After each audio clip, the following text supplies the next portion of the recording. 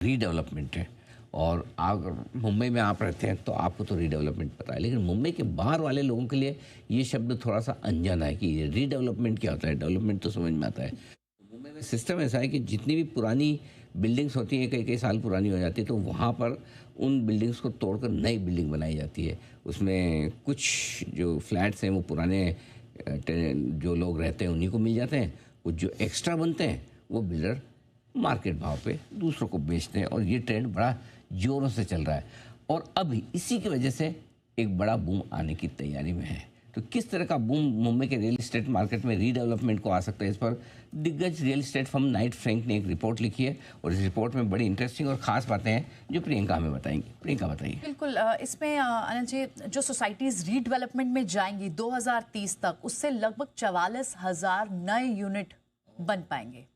Knight Frank का ये एक एस्टिमेशन है।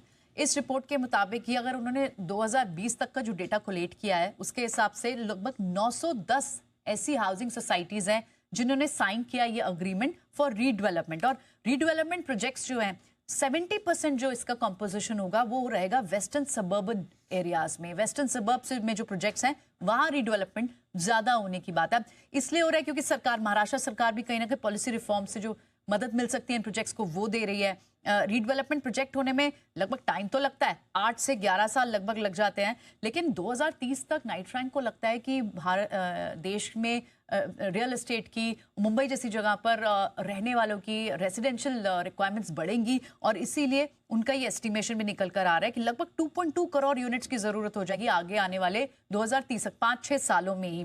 और ये 79% जो डिमांड होगी वो थोड़ा सा इकोनॉमिकल वीकर सेक्शन से या फिर एलआईजी कैटेगरी से ज्यादा आएगी। और एरिया वाइज भी अगर आप देखें तो उनके हिसाब से जो इस पाइपलाइन में जो फोरकास्ट है उसमें सबसे बड़ा कॉम्पोजिशन जो है वो वेस्टर्न सबर्ब से है। सेंट्रल सबर्बन एरिया से भी लगभग 10,000 यूनिट्स की जरूरत होगी। सेंट्रल उसके बाद आता है और साउथ मुंबई उसके बाद आता है। और इनमें जो टॉप लोकेलिटीज होंगी जिनमें डील काउंट सबसे ज्यादा या सोसाइटी काउंट सबसे ज्यादा देखने को मिल सकता है, वो बोरीवली, मलाड, गोरेगांव, अंधेरी और बांद्रा जैसी सोसाइटी हो सकती है।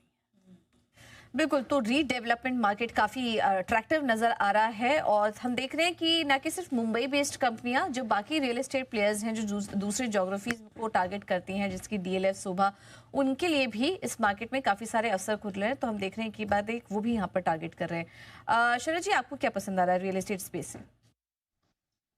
देखिए, फ्रंटलाइन स्टॉक्स में भी करेक्शन तो हमने काफी बढ़िया देखी है, बट मुझे लगता है कंपैरेटिवली शायद सेकंड लाइन ऑफ स्टॉक्स में आपके पास अपॉर्चुनिटी ज्यादा है। श्रीराम प्रॉपर्टी है, सिग्नेचर है, सनटेक है, कीस्टोन है। ये 4-5 स्टॉक्स मुझे लगता है वैल्यूएशन वाइज काफी कंफर्टेबल है।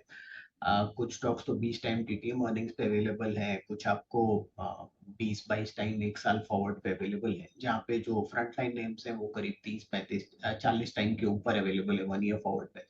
और ग्रोथ यहाँ पे भी काफी स्ट्रॉन्ग रहनी चाहिए, किसी का रीजनल फोकस दिल्ली, किसी का एमएमआर।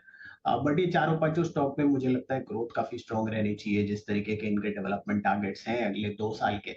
रियल एस्टेट है तो थोड़ा लंबी हो सकता है, ओकेजनली क्वार्टर ऑन क्वार्टर वैसा लीनियर आपको नहीं मिलेगा। बट मुझे लगता है ये 4-5 स्टॉक्स, अगर आपको रियल एस्टेट पे लेवल्स पे बेट करना है तो ये 4-5 स्टॉक्स काफी बढ़िया रहने चाहिए। सूरज एस्टेट है, सिग्नेचर ग्लोबल है, श्रीराम प्रॉपर्टीज है। तो ये 3-4 स्टोरीज मुझे लगता है काफी बढ़िया बेट्स हैं। कीस्टोन रियल्टर्स है, ये स्टोरीज काफी बढ़िया है।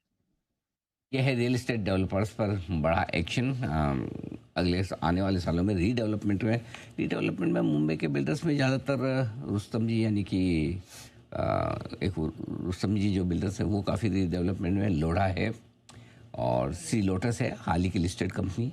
ये 3-4 कंपनियाँ ऐसी जो रीडेवलपमेंट में काफ़ी बड़ा काम कर रही है। यहाँ पर देखना होगा कि किस तरह का आगे एक्शन बनता हुआ नज़र आता है। रुस्तम जी का नाम मैं भूल गया, क्या नाम से लिस्टेड है रुस्तम जी? कीस्टोन रियल्टर्स। हाँ, Keystone Realtors, yes you are right, Keystone Realtors. ये भी रीडेवलपमेंट में बड़े प्रोजेक्ट करने वाली कंपनी।